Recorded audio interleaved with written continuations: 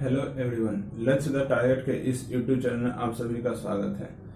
आज हम biology series का तीसरा क्लास करने जा रहे हैं। पिछली दो क्लासों में हम सभी ने पढ़ा था किस प्रकार से मुंह से अपने डाइजेशन की प्रक्रिया शुरू होता है, अपने मतलब भोजन के पाचन की प्रक्रिया शुरू होता है। जहाँ पर मुंह में हम सभी ने यांत्रिक और रासायनिक प्रक्रिया के बारे में पढ़ा था। तो आज पढ़ते हैं कि किस प्रकार से मुंह के बाद भोजन है इसका पाचन होता है, मतलब किस प्रकार से मुंह के बाद है भोजन कैसे पेट में जाता है और वहां पर किस प्रकार से पाचन होता है।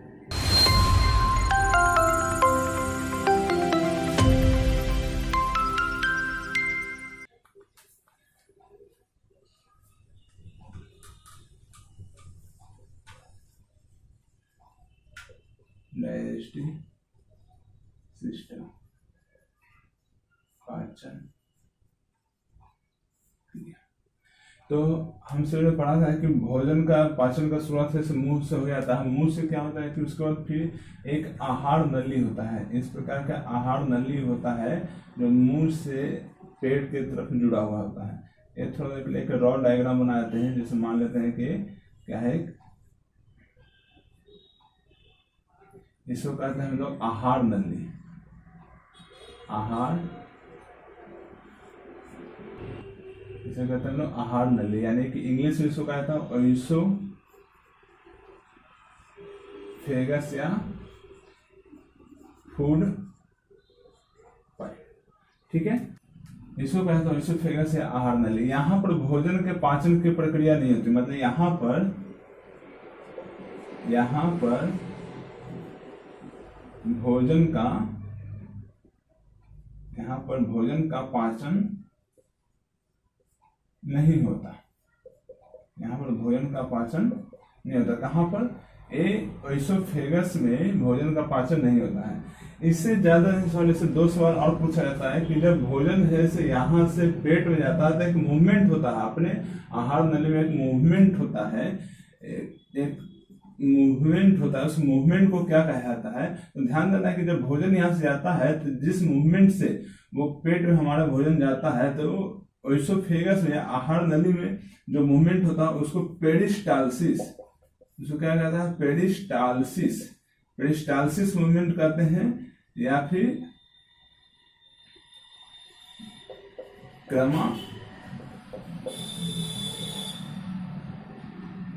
क्रमाकुंचन, इसे पेरिस्टालसिस मूवमेंट कहते हैं या क्रमाकुंचन मूवमेंट कहते हैं। दूसरा पूछा जाता है कि जो भोजन है से मुंह से लेकर आहार नली के थ्रू, आहार नली से होते हुए जब पेट में भोजन जाता है तो उस प्रक्रिया को क्या कहता है, यानी कि उस प्रक्रिया को कहता है डिग्लूटिशन। क्या कहा जाता है? डिग्लूटिशन की प्रक्रिया या फिर निगरण की प्रक्रिया इसको कहा जाता है। तो यही तीन सवाल पूछा जाता है कि इसको क्या कहते हैं? इसको ओइसोफेगस कहते हैं। यहाँ पर भोजन का पाचन यहाँ पर नहीं होता है, और जिस मूवमेंट से भोजन मुंह से लेकर पेट में जाता उस मूवमेंट को पेरिस्टालसिस यानी क्रमाकुंचन मूवमेंट कहते हैं। और यहाँ पर जिस प्रक्रिया से भोजन गुजरता उस प्रक्रिया को डिग्लूटिशन या निगरण की प्रक्रिया कहते हैं। ये दो पॉइंट याद रखना, छोटा छोटा सा पॉइंट है, कभी कभी एग्जाम में पूछा जा सकता है। आगे हम देखें कि भोजन अब किस प्रकार से यहाँ से, तो कोई यहाँ पर हुआ नहीं पाचन, तो यहाँ से पेट में जाता है। जब पेट के इसको हम जो एक काट और इसका स्ट्रक्चर देखें कि पेट का इसका स्ट्रक्चर कैसे होता है और कैसे यहाँ पर खाना का पाचन होता है। तो जब पेट को हम थोड़ा देर काट करके देखते हैं तो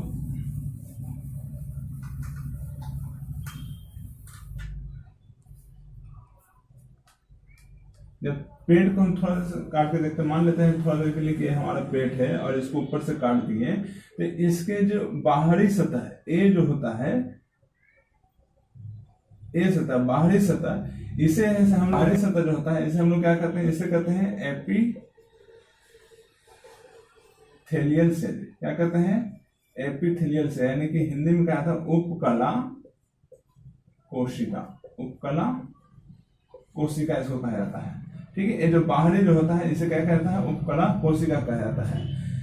इसके अंदर एक और लेयर होता है, इसके अंदर एक और लेयर होता है, इसको हम लोग कहते हैं ऑक्सिंटिक सेल। क्या कहते हैं? ऑक्सिंटिक सेल। यानी कि ऑक्सेंटिक सेल, इसको हिंदी में भी ऑक्सेंटिक कोशिका, हिंदी में भी इसको ऑक्सेंटिक कोशिका ही बोला जाता है। ठीक है, अब ये ध्यान देना कि इन दोनों का काम क्या है। तो इन दोनों का काम है कि एपिथेलियल सेल से एक लिक्विड निकलता है, एक गाढ़ा लिक्विड निकलता है जिसको कि कहा जाता है म्यूकस। क्या कहता है? म्यूकस। और ऑक्सेंटिक कोशिका से एक है से एसिड निकलता है जिसका नाम है हाइड्रोक्लोरिक एसिड। ये सवाल में पूछा सकता है कि पेट में कौन सा एसिड निकलता है, तो हाइड्रोक्लोरिक एसिड निकलता है ऑक्सेंटिक कोशिका से, और उपकला कोशिका से एक म्यूकस निकलता है। अब होता क्या है कि म्यूकस का क्या काम है, तो म्यूकस का जो काम है, ये जो HCl निकला, ये HCl है से हमारे जैसे यहाँ से निकला, हो सकता है कि यहाँ से निकल के ये इधर बढ़े और पेट के जो है से बाहरी सतह है इसको जलाना शुरू कर दे, क्योंकि HCl क्या है, वो है से एक ज्वलनशील पदार्थ है, ये गलाना शुरू कर देगा।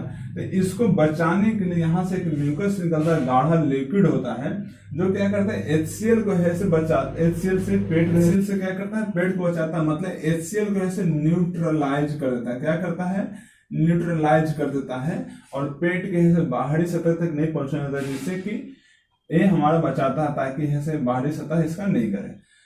HCl क्या होता है कि फिर यहाँ से निकलने के बाद अंदर जाता है, अंदर में एक ग्लैंड होता है, इसके अंदर में एक है से क्या होता है, ग्लैंड होता है, जिसके बोलते हैं गैस्ट्रिक ग्लैंड, गैस्ट्रिक ग्लैंड, यानी कि गैस्ट्रिक जठर, इसको क्या कहता है, जठर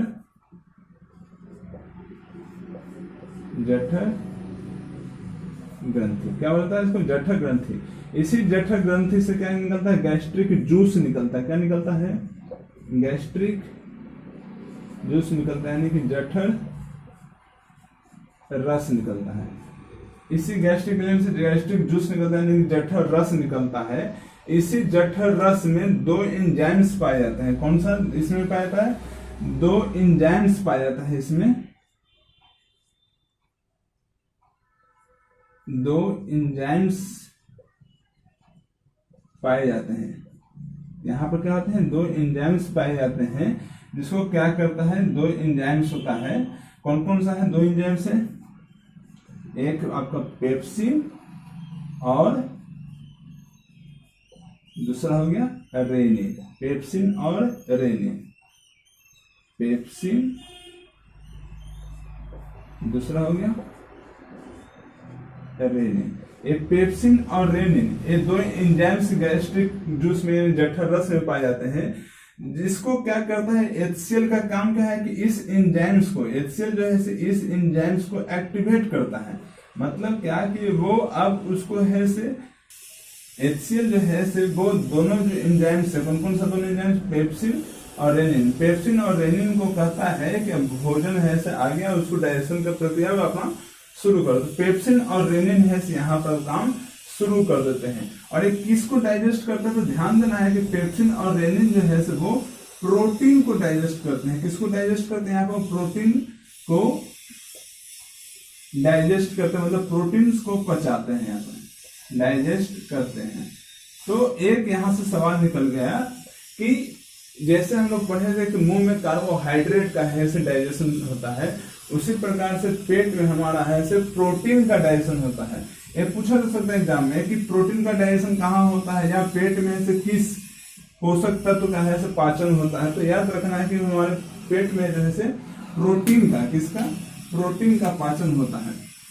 हमारे पेट में से प्रोटीन का पाचन होता है। और कौन एंजाइम्स करता है? जैसे मुंह में मार्टेज और टाइलिन था ना, उसी प्रकार से पेट में पेप्सिन और रेनिन नामक 2 एंजाइम्स होते हैं जो इस प्रोटीन को है से डाइजेस्ट करने में हेल्प करते हैं। और ये पेप्सिन और रेनिन कहाँ पाए जाते हैं? तो जठर रस में पाए जाते हैं, गैस्ट्रिक जूस में पाए जाते हैं। जठर ग्रंथि यानी गैस्ट्रिक ग्लैंड से निकलता है और ये हमारे पेट में होता है।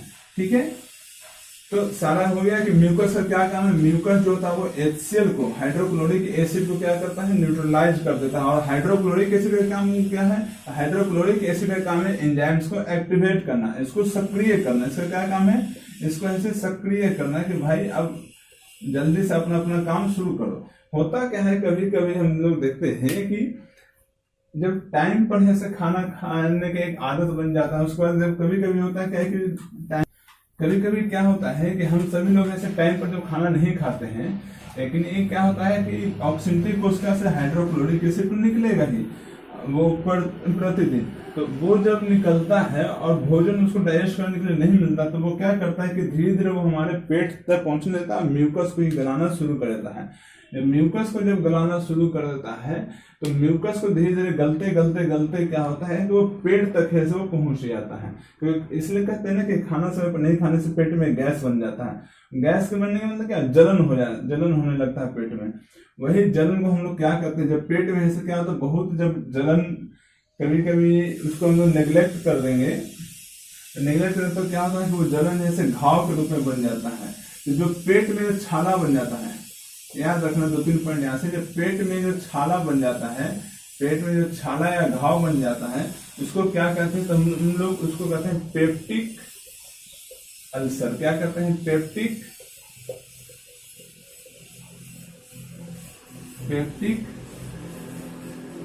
अल्सर उसको बोला जाता है। क्या कहता है उसको, पेप्टिक अल्सर बोला जाता है। जो पेट में छाला का हो या घाव बन जाता है, जब हाइड्रोक्लोरिक एसिड है से जो ज्यादा निकलने लगता है या फिर समय पर हम खाना नहीं खाते हैं, तो उससे क्या होता है, पेप्टिक अल्सर हो जाता है, पेट में छाला बन जाता है जो समय पर खाना नहीं खाते हैं। तो दूसरा चीज अभी हम इसमें बात किए हैं क्या है कि इसमें से जठर रस निकलता है। तो प्रतिदिन याद रखना है कि प्रतिदिन हमारे पेट में 2 लीटर, प्रतिदिन हमारे पेट में 2 लीटर जठर रस निकलता है। प्रतिदिन हमारे पेट में 2 लीटर जठर रस निकलता है। ठीक है, एक चीज, दूसरा पॉइंट हो गया। तीसरा पॉइंट हो गया क्या कि इसमें बताएं कि हाइड्रोक्लोरिक एसिड निकलता है। तो हाइड्रोक्लोरिक एसिड का पीएच मान कितना होता है, HCl का पीएच मान या पीएच वैल्यू कितना होता है, वो 1.5 से 2.5 के बीच में होता है। कितना होता है, 1.5 से 2.5 के बीच में HCl का पीएच मान होता है। एक और इम्पोर्टेंट पॉइंट है जो इससे पूछा जाता है कि warehouse of body, warehouse of body मतलब कि शरीर का गोदाम, शरीर का गोदाम किसे कहा जाता है, तो वेयर हाउस ऑफ बॉडी कहा जाता है हमारे पेट का, स्टमक को, अमाशय को। ठीक है, पेट को ऐसे कहा जाता है वेयर हाउस ऑफ बॉडी। क्यों कहा जाता है, क्योंकि यहीं पर जो है से पेट पर क्या होता है कि 4 घंटे तक, कितने देर तक, कम से कम न्यूनतम 4 घंटे तक भोजन जैसे यहाँ पर रहता है। डाइजेशन होने में 4 घंटे का कम से कम समय लगता है, इसलिए इसको वेयर हाउस ऑफ बॉडी यानी शरीर का गोदाम कहा जाता है। इसलिए कहा जाता है कि कम से कम खाना के 2 खाने के बीच में से 4 घंटे का अंतराल होना जरूरी है।